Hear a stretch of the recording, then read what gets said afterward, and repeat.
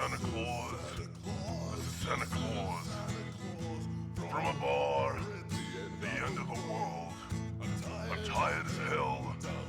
Beginning to smell. No one believes in me anymore. There's imposters in the warehouse promising a bargain.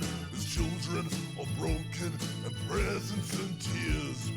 Bulimics in the bathroom turning turkey to swill.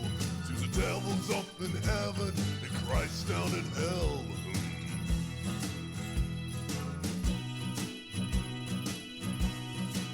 Oh yes.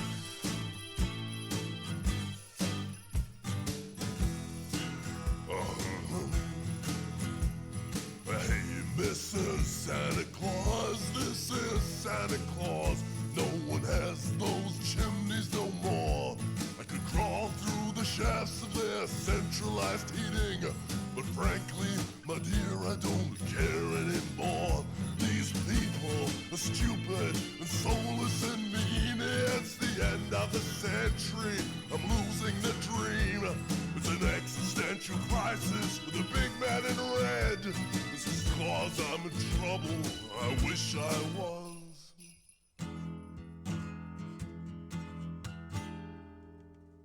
Hey, Mrs. Santa Claus. This is Santa Claus. Thanks for standing by me all these years. I'm coming home soon. It's ended in tears. But for you. Well, that was a song called Santa's Lament by Wendyhouse, and I'm actually, I'm here. Radio Dolby's broadcasting live from the Dolby City Mall at Christmas time, commercial free. I thought we'd try something different. I'm actually waiting to talk to, I'm supposed to be meeting Bryce Galloway here at the Dolby City Mall at Christmas. He said he'll pop in and do some Christmas shopping, and we could discuss the Christmas album they did, oh gosh, many years ago. Funny, I've been looking forward to this interview for a long time. Yeah, I remember seeing Wendyhouse play at the Metropolis Cafe in Hamilton way back in the early 90s, and I think at the time they had 3 members, and one of them played inside a Wendyhouse, and we actually interviewed one of their other members, Dan Powell, a season or 2 ago. But for me, this is an important interview. My brother Dolby would probably disagree, but for me, the Wendyhouse are a hugely influential band.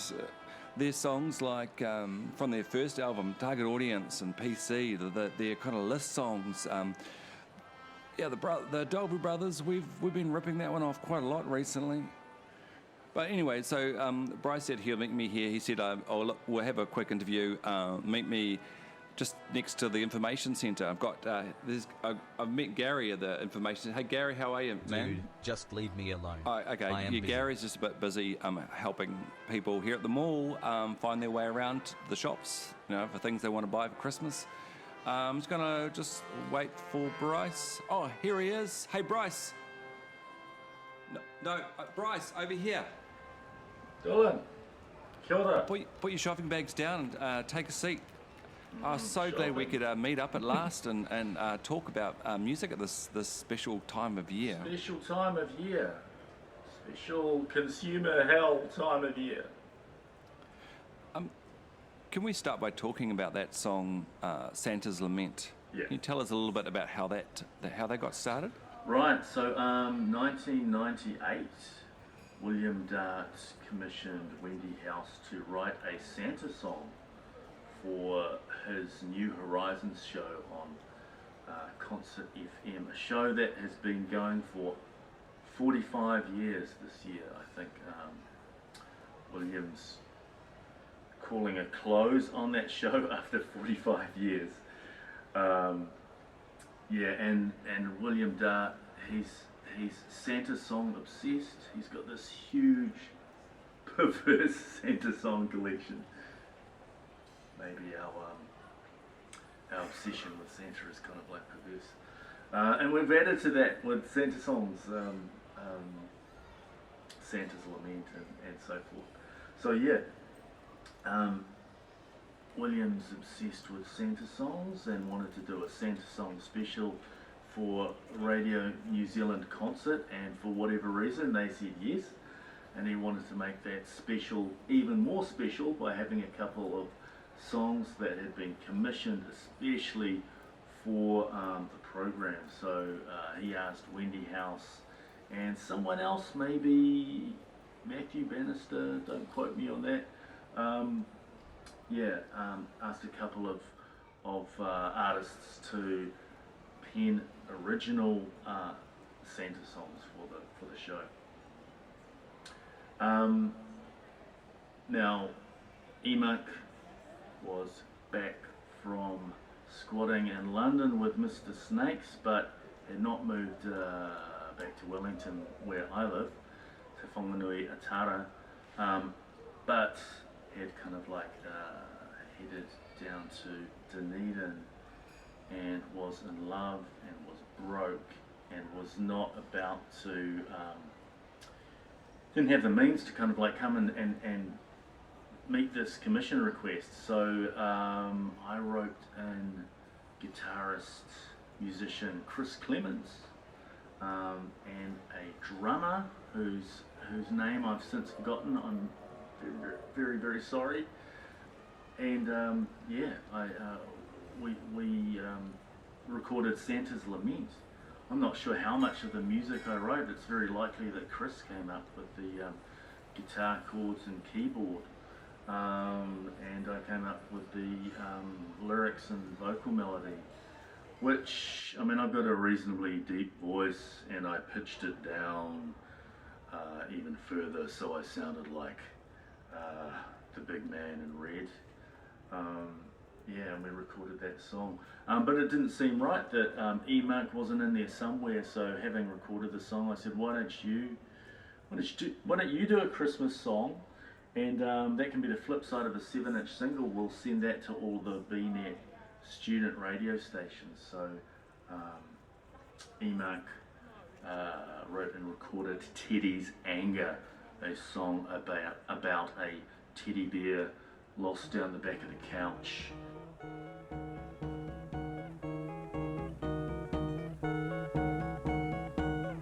Dear Santa, bad news for you. I'm a dirty bear. I was the chosen one for about 42 seconds, then discarded on the floor, and they found the next present.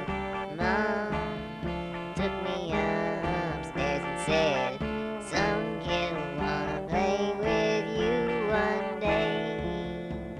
It's weird to be talking about Christmas songs, right? Of course, but it's pretty weird to do a Christmas album too, dude. I mean, they're like retail fucking torture at this time of year, don't you reckon? Yeah, I do find Christmas requires a certain amount of resilience to get through and energy. Look, so you did 2 songs, and then where on earth did all these other songs come from? I can't honestly remember whether, having done the first Christmas single, we just thought, hey, let's make this an annual thing, and then at some point thought, hey, we're heading towards having enough Christmas songs for an album, or whether after we did the first one, we quite consciously thought, we'll do them annually until we have enough songs for a Christmas album. I suspect it's probably the latter, that we're probably aware of it from kind of 1999, the second kind of Christmas single. I think that's how it happened. But we did decide that we would just sort of carry on this thing of, I would record a Christmas song and Emak would record a Christmas song, and the 2 Christmas songs would come out together as a single as Wendyhouse, because we were almost never living in Wellington together over the next how many years was it? 8 years of Christmas singles. Emak was living in Dunedin and Hamilton and Tāmaki Makaurau and Germany, but not so much in Wellington. So that decision kind of worked out for us. Christmas album. I mean, I guess a Christmas album, it's a concept, right? It's a concept album. The most maligned of concepts.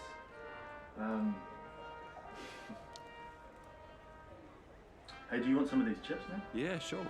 Awesome. Yeah, help yourself. Oh, thank you, man. That's all part. Oh, Appreciate they're it. alright. Oh, taste. Oh, good. Cheers. That's what I need. I'm hungry. Man, I haven't eaten yet. Can we talk about Santa for a minute? Probably one of my favourite Christmas songs of all time is the Evil Santa Claus on your Christmas album. I'm just going to read out a few lyrics. Where is it? Oh. He was the evil Santa Claus, the anti-Santa Claus. He lived in an evil Santa house. He ate upon all fours. From a gold cast doggy bowl engraved with his name, he was an evil Santa Claus. He liked to inflict pain, collected Nazi artifacts. He kept them in his bed. He liked the sting of metal against his skin cold lead. He wasn't prone to giving not a single thing away, especially his affections. They had long since turned to grey.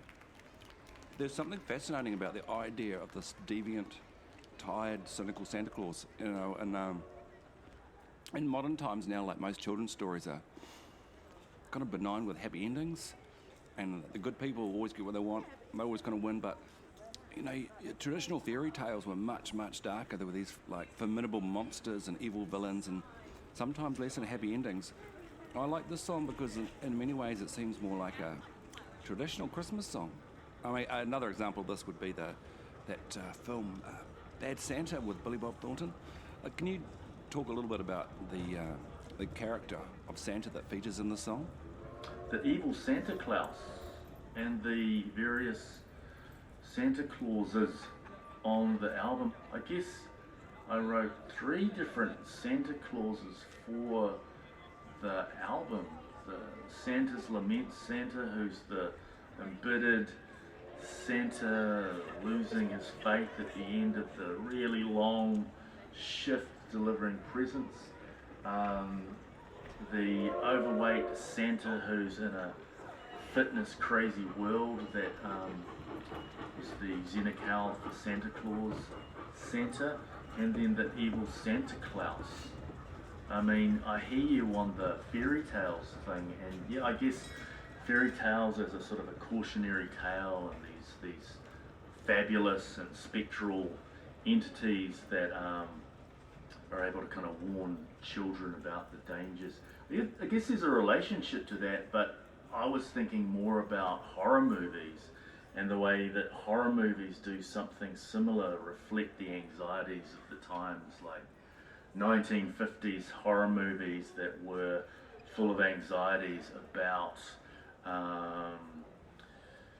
the arms race and nuclear monsters and mutants, them, giant ants, things like that, or that turning in the 1960s to losing faith in patriarchal authority, and that turning into a movie like the Stepford Wives and that sort of thing.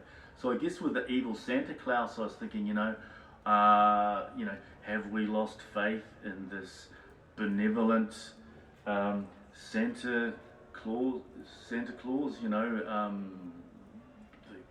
consumerist overdrive, all these presents, this weird guy that breaks into your kid's room at night with his alcoholic breath. Do we really, are we into that, or do we need a cautionary anti-Santa Claus, the evil Santa Claus? And I sort of touch on that, the psychology of that with that last line where I say, our evil Santa Claus is just a vision of ourselves working under orders like evil Christmas elves. Hey, is that security guards looking at us weird, eh? Hey.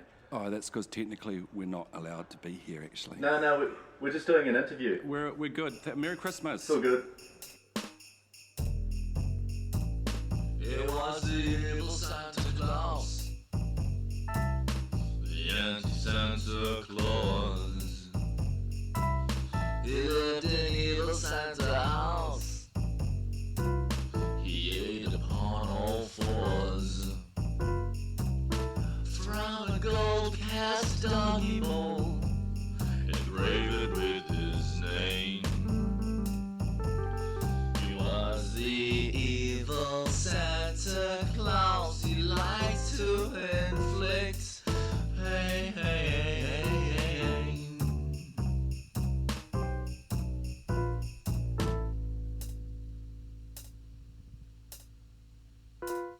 Collected Nazi artifacts, he kept them in his bed. He liked the sting of metal against his skin cold lead. He wasn't prone to giving not a single thing away, not even his affections. They had long since turned to grey.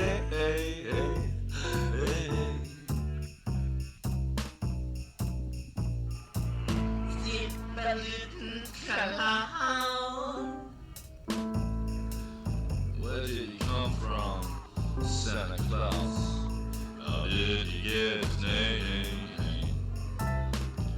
Some said he was part vampire, undead and insane, trumpeting the Holocaust, a horseman of the end.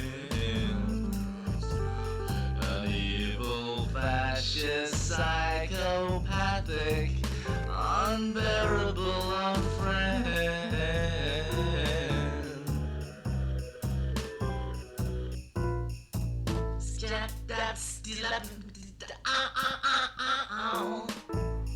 Was he just the twisted shadow of the jolly Santa Claus? Or was he just a death's head pimp who terrified the whores? If half of everything I've heard is anyway the truth, then Santa Claus must be well feared. He may just come for you.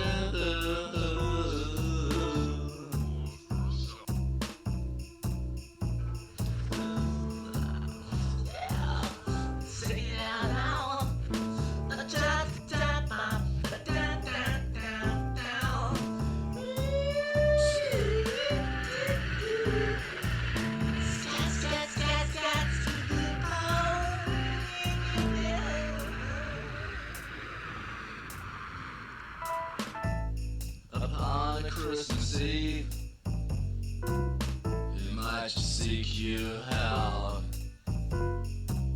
He might just take your Christmas sock and twist it all about, then wrap it around your slumber and whisper, hello friend, this is no Merry Christmas, this is your sticky end. But what if he isn't? I mean, could be just some kind of ruse started by some nobody after too much booze at the office party. Now evil Santa Claus is just a vision of ourselves, working under orders like evil Christmas elves. Yeah.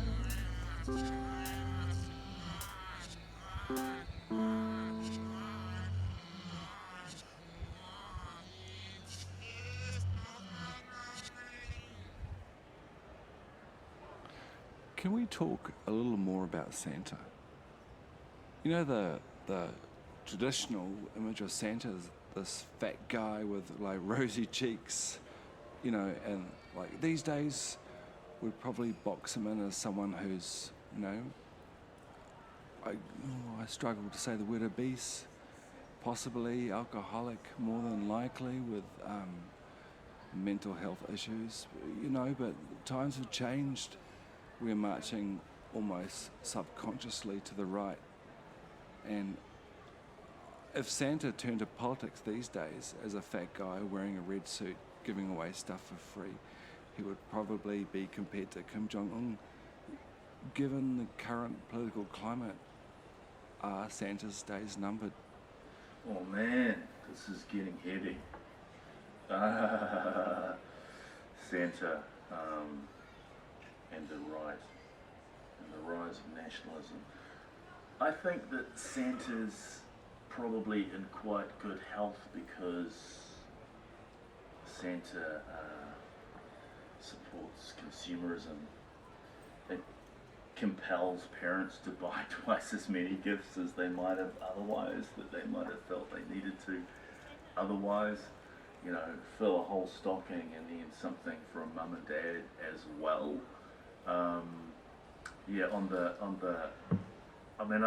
don't really think that people on the other side of the debate about the fat Santa, I don't think people are really body shaming kind of like Santa, but and Santa Cow for Santa Claus. Yeah, I just was having a bit of fun with like, what would an uptight gym Nazi make of fat Santa as a role model? So yeah, just a bit of satirical fun with that.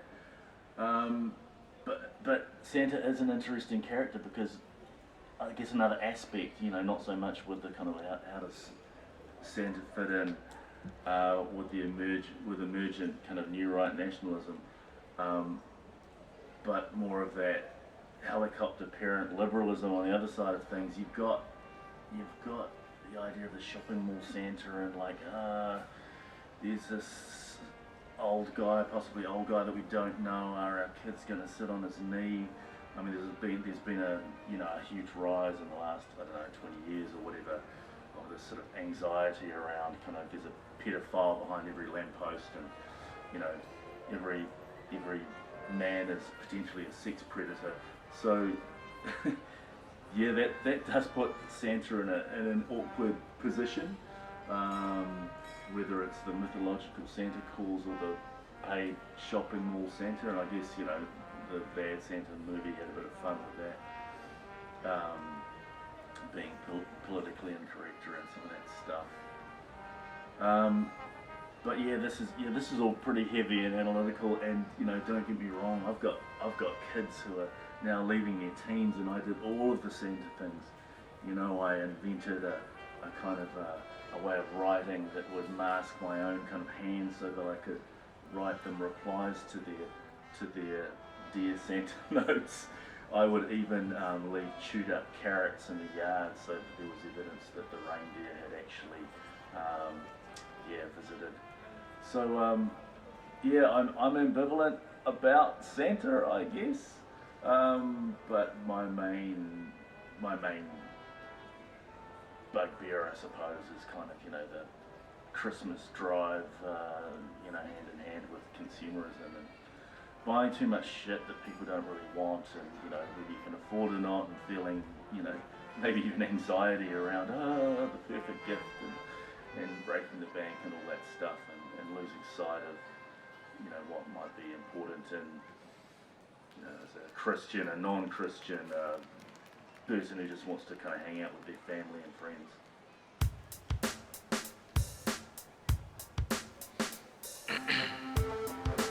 Santa Claus is overweight, and what kind of role model is that for the kids? And that beard is really bad, and that moth-eaten old suit of his, and the whiskey and the stress, and the climate up there at the pole. I mean, for an old man with that workload and with a weight of extra pounds on a diet of Christmas mince pies, fruitcake, marzipan, yada yada yada,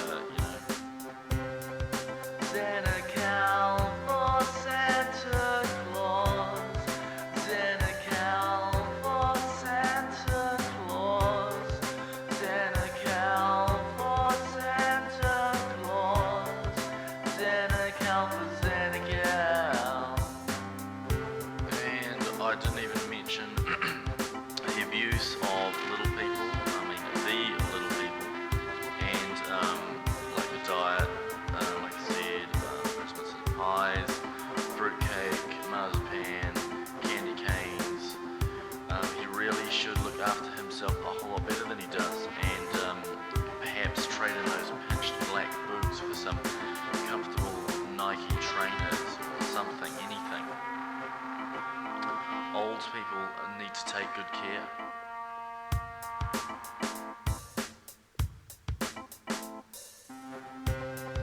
Santa Cal for Santa Claus.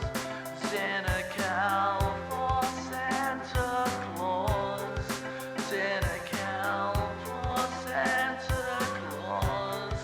Santa Cal for Santa Cal.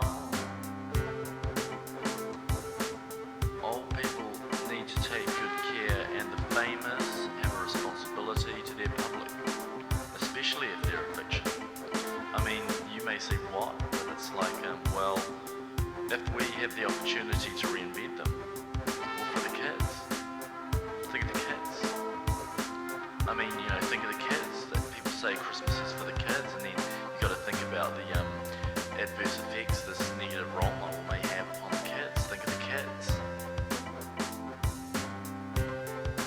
Santa Cal for Santa Claus. Santa Cal for Santa Cal. Well, I guess I haven't really answered your question about Santa and the New Right, really.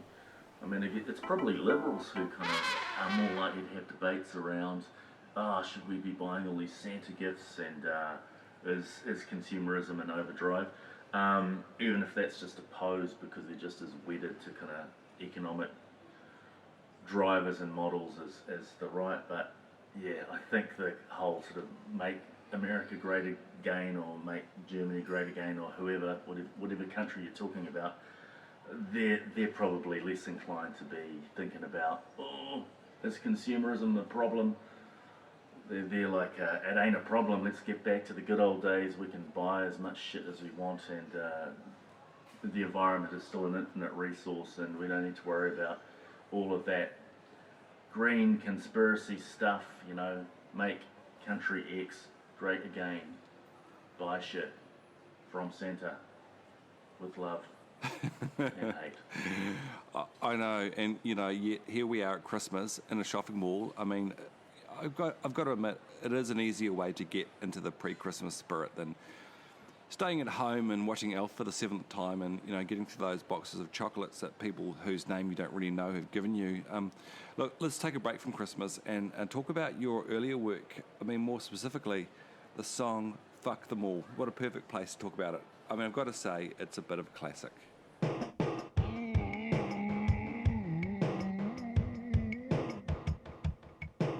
F-U-C-K, fuck T-H-E, the M-A-L-L, mall. F-U-C-k, fuck T-H-E, the M-A-L-L, mall.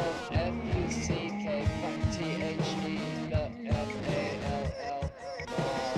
F-U-C-k, fuck T-H-E, the M-A-L-L, mall. F-U-C-k, fuck T-H-E, the M-A-L-L, mall. F-U-C-k, fuck T-H-E, the M-A-L-L, mall. Well, I walked past, just like I said, and I felt this hurt that would not go away. I can't expect that you're gonna see it my way, but you may not know the trees I've known, and I want them to put back my own cornerstone. F-U-C-K, fuck T-H-E, the M-A-L-L, mall. F-U-C-k, fuck T-H-E, the M-A-L-L, mall. F-U-C-k, fuck T-H-E, the M-A-L-L.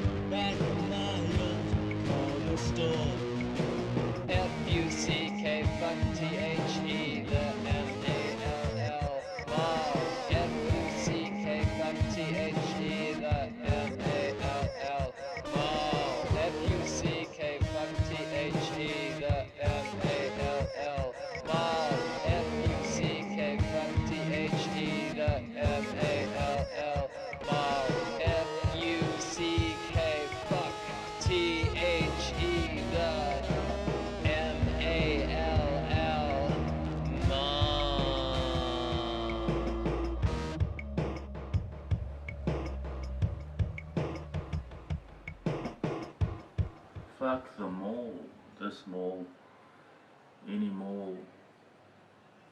That song started in Emack's car, a car called Petrol Death, because it had Petrol Death spray painted fully along the length of one side of that car in black spray paint. A white car. He would get pulled over by the cops all the time because of that. The car had ozone killer spray painted on the other side, but yeah, we started drumming out the chorus on the dashboard when we were, I don't know, outside a shopping mall, I think. And then that turned into the song, Fuck Them All. A total hybrid in that it takes the guitar riff from the song Die Yuppie Die by Painters and Dockers and takes a couple of verses from the Jonathan Richman song Corner Store off the album Jonathan Goes Country, and puts all those things together with some weird vocal yelp samples and the drum machine, but I think the result is very much ours, despite taking all those elements from other people. Yeah, I'd finished art school, Emack was still there. Yeah, it was for an EP, not our first cassette EP. We'd already completed 2032 AD, but maybe the cassette EP after that. And we're sitting here in this mall tonight, and it's there's a Christmas feeling happening. Yeah. I look around and let's just take a second here. That guy over there in the blue top, he's got both hands are full with presents. That lady over there, the one with the hat on, Yeah. she's pushing her shopping trolleys, got turkeys and. Yeah. Poor I turkeys. can't even identify half the things she's got in her trolley. That teenage person over there, they've got some decorations for the tree. That guy who's running, maybe he's stolen the stuff. But, he's got Christmas lights. He's got a tree over his shoulders. Run, mate. For me, Run. it's apparent that Christmas is all about things, and more things. Is Lots of Christmas about things. things, or is it not about things? Like, what is the thing about Christmas? Seems to be about things, doesn't it? And the song Things, your clever allusion to the song Things, that's an Emack song, so I love that song. I can say that. I can say that about Emack songs. I can't say that about my own songs for some reason. But yeah, I love that song. It's yeah, there's criticism of all the things, but there's also a sort of a resigned acceptance and even affection in that song for the ritual and the family and the stuff, some of the presents, even if they're a little off the mark. Yeah. So Emack recorded that in Hamilton at a famous bohemian enclave, a flat on Memorial Drive. Emack was living there with Snakes, and he recorded that sitting on his bed with a keyboard, a little bit of help from Snakes when it came to the clappy dance bit in that song, and the mixing of the kind of trippy moment there. Yeah, I do like the tempo change. Mine are also kind of often so metronomically beaten by some kind of click track, but I do love the looseness of that song, the tempo changes, the occasional bum note. Yeah, love it. I mean, musos would say it's just sloppy, out of time, lo-fi, noodly, insufficient. But they'll be missing a beat, because that's what brings the pathos to that song, of this individual trying to work through the good and bad of the Christmas they've just had. You can't actually communicate that sense with a stonking, tight rock and roll song. You just can't.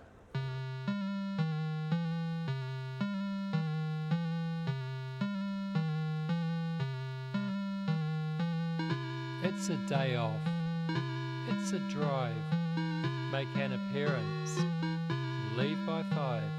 Things are supposed to be in their right place. Got the prezzies, paid through the nose, the final clearance will move your toes. Things are supposed to be in their right place. Bet he's got it. It's quite old. It's still a classic, or so we're told. Things are supposed to be in their right place. She liked the fragrance, has a shower gel. It was her favourite, mid-range perfume. Things are supposed to be in their right place.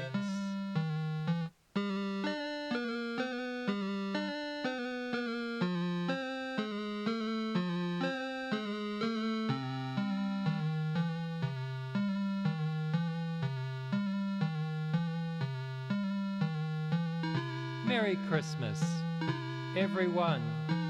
Wow, how time flies. The weather's very disappointing. Things are supposed to be in their right place. Have you read it? Oh, that's good. It was the first book I ever finished. Things are supposed to be in their right place. Oh, their greatest hits. Thanks, that's great. Now all the best songs are on one plate. Things are supposed to be in their right place. Time for a photo. Stand over there. Hang on a second. No, move closer.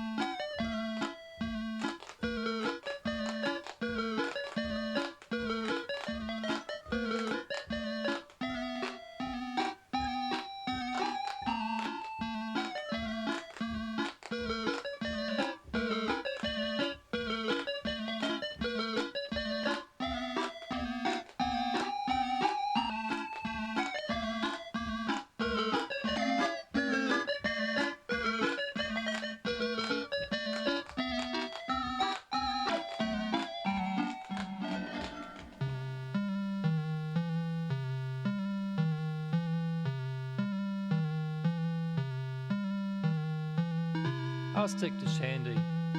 Gotta drive. Whoa, that's enough beer. It's my 11th. Things are supposed to be in their right place. Are you off now? Okay, goodbye. See you next year, same place, same time. Things are supposed to be in their right place. Well, that went. Okay, eh? It was good to see them. They're not so bad. Things are supposed to be in their right place. We won't eat all that, but that's okay. There's plenty left for Boxing Day. Things are supposed to be in their right place. Okay, yeah, so I know we've been talking a lot about Christmas, and to be honest, we've been poking fun at it. But I do actually like Christmas, and I have to admit, as I get older, it has become like more complicated, and it's a bit of a chore. And for many people, Christmas isn't necessarily a time of joy. Your song Suicide's Christmas best illustrates the fact that Christmas is not always about peace and harmony on earth. Christmas is not a great time for everyone. I think about it perhaps, I don't know, in a sad kind of way, is that, you know, that deflating feeling once you've realised the best of Christmas is over. You've gone into overdraft and bought and received a whole bunch of shit that no one really wants, and you've probably eaten too much. You know, you put a lot of work and preparation and expectation, and it's over in a few hours. The song Suicide Christmas is a bit like a Christmas hangover or a come down. Suicide's Christmas was based on the myth that suicide rates increase at Christmas time. Well, they actually do for Aotearoa in Australia and probably countries in the southern hemisphere, but it seems to be more about a change in the weather. Weirdly, the arrival of summer, late spring, arrival of summer increases suicide rates globally, but it's got nothing to do with Christmas. Some kind of seasonal change effects. But I guess with that song, I think when I wrote that song, I actually believed that suicide rates probably did increase at Christmas time, but I hadn't actually done any research. Stupid of me. But yeah, I was thinking more about these sort of impossible measures that somebody might try to live up to. Happiest families, best presents, best food, that sort of thing. Personally, I find Christmas enjoyable and mildly stressful as family with different politics are forced into close proximity and heavy drinking.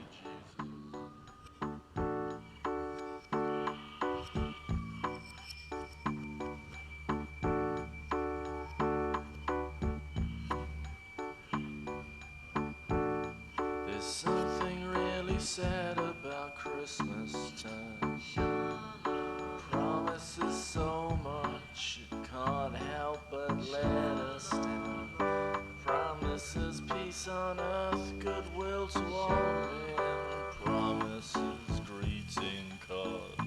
Promises it's Christmas time. Suicides are singing like fallen angels. A shadow choir.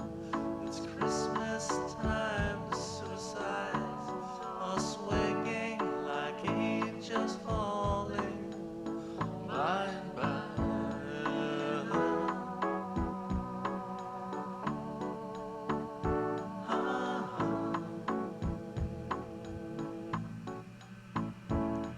There's something really sad about Christmas time.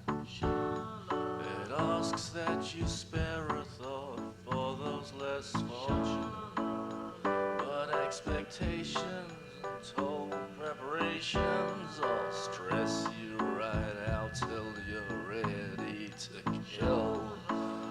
After it's over, there's tidying up.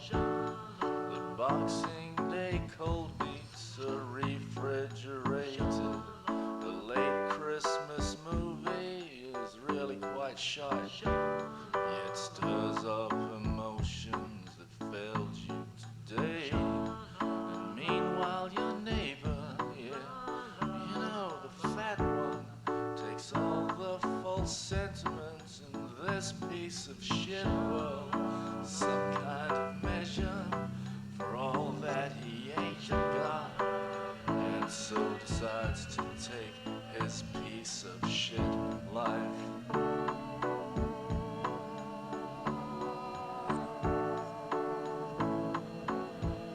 Piece of shit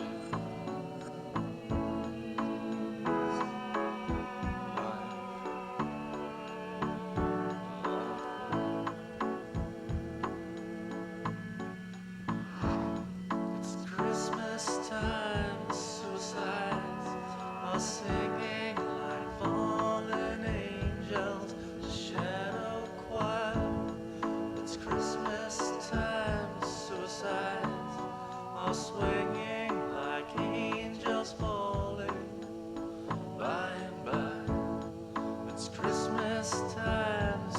suicides are singing like fallen angels, the shadow choir.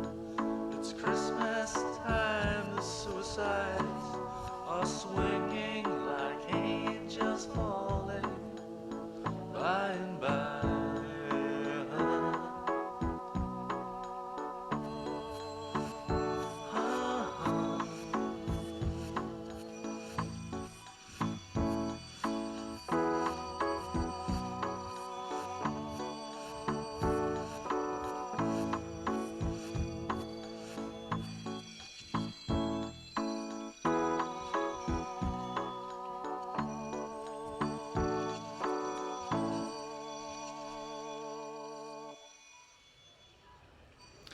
Hey, while you're still here, just for anyone who is listening, where can people go to listen to your music? Where to find our music? Bandcamp, not Spotify. We've got a pretty patchy offering on Bandcamp. Like the latest is up there for listening and purchase. And you can write to us, message us through Bandcamp, and buy cheap as chips CDs off us, for sure. What else? Few shops, a smattering of friendly shops around the country, record shops and others. Hey, Bryce, I just want to say thanks for joining me today in this special broadcast here in the Dolby City Mall at Christmas time. But before you go, I know you've got to head off and do the Christmas things. I would love to play a track from your latest album, Puddlekoft. It's called Feel Your Last Best Worst Artist.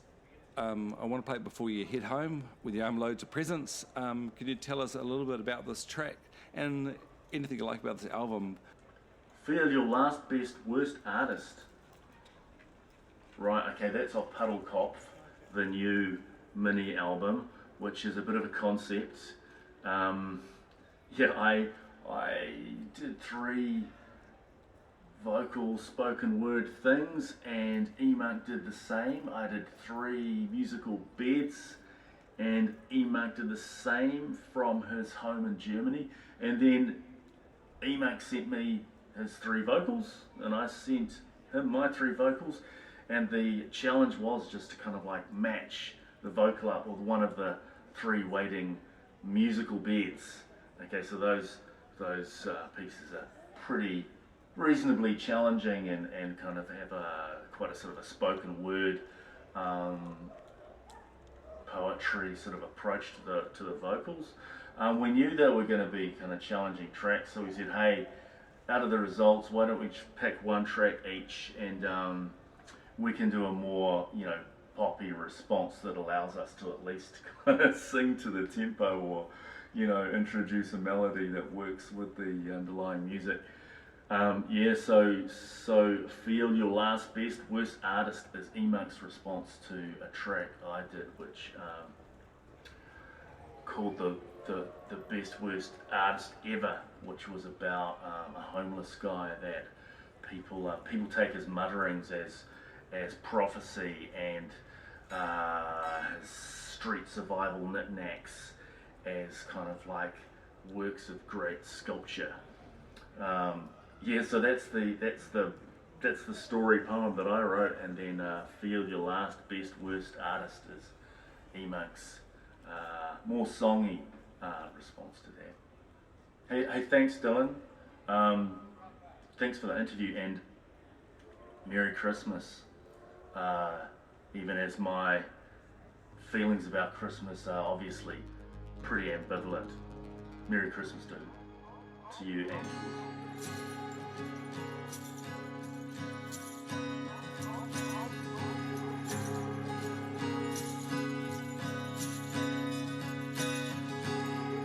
Look, over there. Seagrass in the desert. When the world goes to coaster, out of lovely marinade, no mustard. quotidian detritus won't tickle the turtle. Ephemerality of practice won't tickle the turtle. Hanging out for the morning frost, singing what can still be read. Hanging by thread.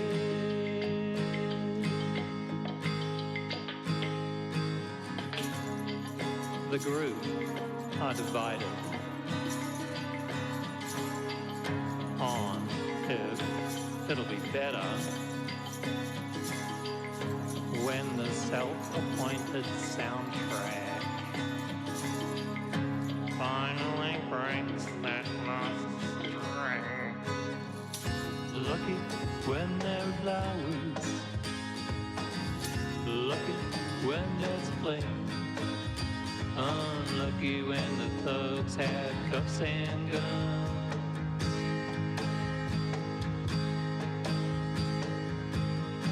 Get on your high horse when they're no longer devoured. Captain Ruby and Carapace. Get on your high horse when they're no longer devoured. Captain Ruby and Carapace. Feel your lost best, worst artist. We're out of paper cups. Feel your lost best, worst artist. Take a break and tie it up. Feels good when we all hold hands in a ring and we dance in and out and we shout Babla Mascuba, Babla Mascuba, Babla Mascuba, hey, hey, hey.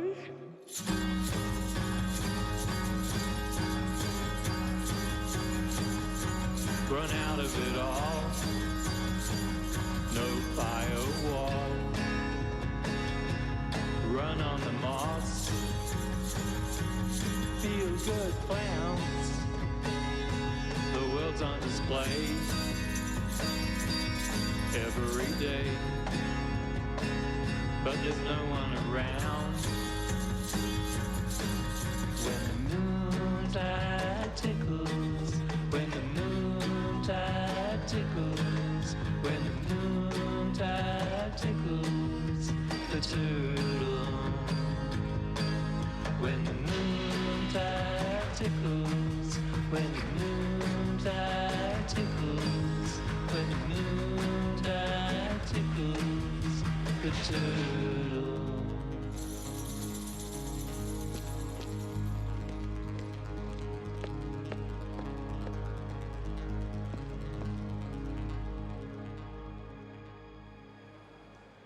Oh, I've just seen Santa walking past. I've noticed him working all day here at the Dolby City Mall, talking to kids, doing his thing. Hey, Santa, do you want to do a quick interview here on Radio Dolby? No, not really. Oh, come on. I'm tired, dude. What about the Christmas spirit? Oh, the Christmas spirit has been dead for years. I think, honestly, this could be my last year. The shops are shutting down. Everyone orders online from Temu. But look around you. What do you see? Empty storefronts and the sad police signs. It's like a ghost town in here. The only thing that seems to thrive are those pop-up kiosks selling phone cases and novelty socks. I mean, where's the holiday spirit? The joy of shopping has turned into scrolling through screens. I get it. Online is convenient, but there's no magic in clicking add to cart. No one wants to sit on my knee anymore, and the kids don't want toys, they want devices and money to buy apps, so they don't have to watch those god-awful adverts. I mean, back in the day, the scent of cinnamon and pine filled the air, and families would come in droves, bundled up in their winter best, ready to spread cheer. But there was something magical about it. Kids would press their little noses against the windows, dreaming of all the wonders inside. Okay. And my elves there, they keep telling me they're unhappy. They all want, they're demanding minimum wages these days. No one ever complained back in the day. So I'm going to be forced to move to full automation or to subcontract to China. Oh, come on. It can't be that bad. I'm surely, there's another half glass or, it's, you're looking at things negatively. There must be some positives. Oh, no. It's much worse. The polar caps, they're melting due to, global warming or whatever, so I'm going to have to move. And if I don't do it soon, I'll end up an environmental refugee like Tuvalu or Kiribati. I understand that. But how about you? Think global, act local. What about your family? Mrs. Claus, well, our marriage is on the rocks. She wants me to go to counseling. She thinks I'm depressed. I never wanted this job. I told her that. I actually wanted to be a pianist, not Santa. But I got the shakes. I went to a doctor and he prescribed to me 100 milligrams of propranolol a day, and I took it for years, and I can't stop taking it. Okay, that's not good. So, tell me, what are you doing for Christmas? Are you kidding? Oh yeah, I forgot. But what about after that? I don't know, man. I think I'm just gonna go on a bender and just get really fucked up.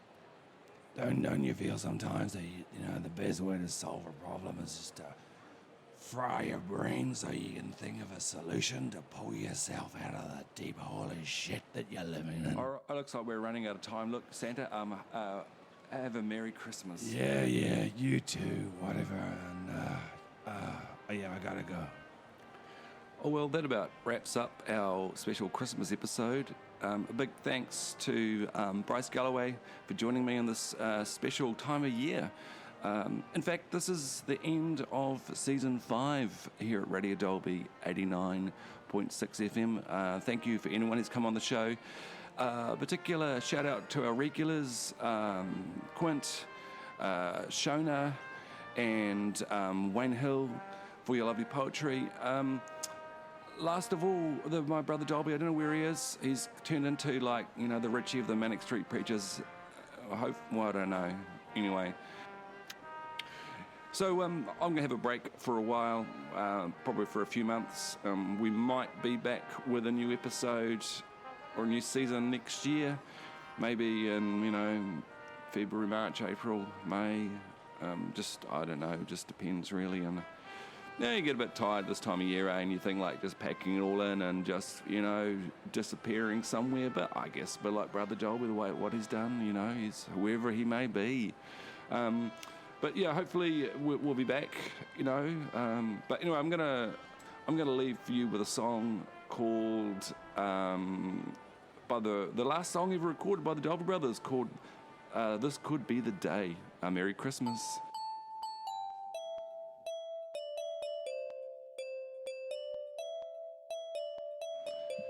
Wake up, man. A new day has started. There's a real opportunity presenting itself as you open your eyes and you sip your coffee and you contemplate, whatever it is you're scrolling on, man. It's, come on, you can do it. This could be the day. This could be the day. It could be the day that just changes your life forever. This could be the day. This could be the day where it all just crashes down and ends. This could be the day. A day that was just like yesterday and probably like tomorrow. This could be the day. One of those days that feels like it just never ends. Today is just a day. Today is just another day. Today is just a day. Today is just another day.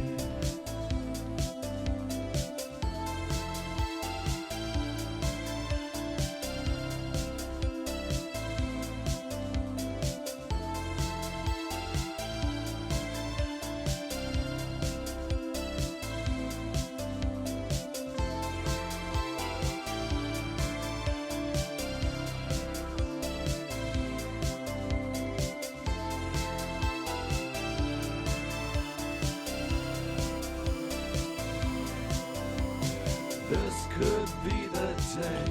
Yeah, it actually could. And like, no one really knows when the actual day arrives. This could be the day. But even if it doesn't arrive, maybe you should just do it anyway. This could be the day. Because if you wait around for that special day might actually never happen. This could be the day. And then the day will become yesterday, and it's too late then.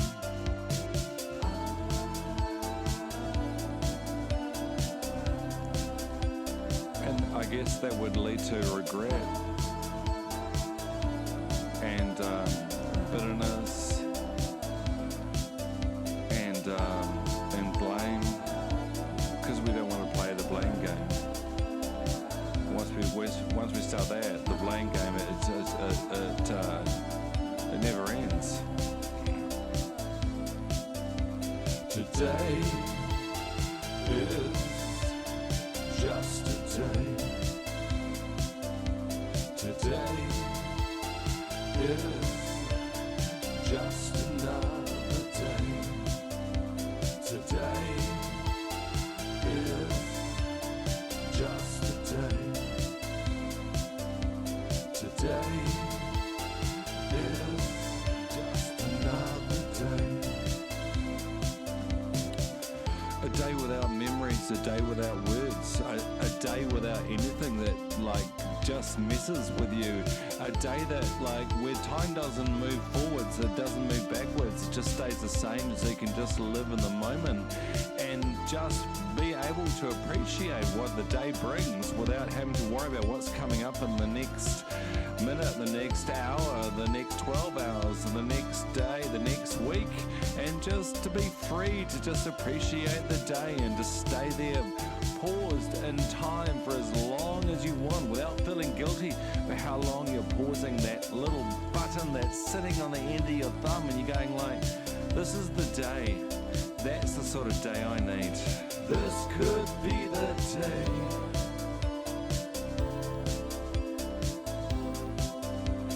This could be the day.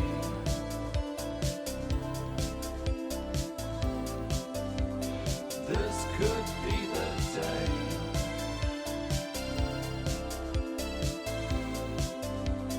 This could be the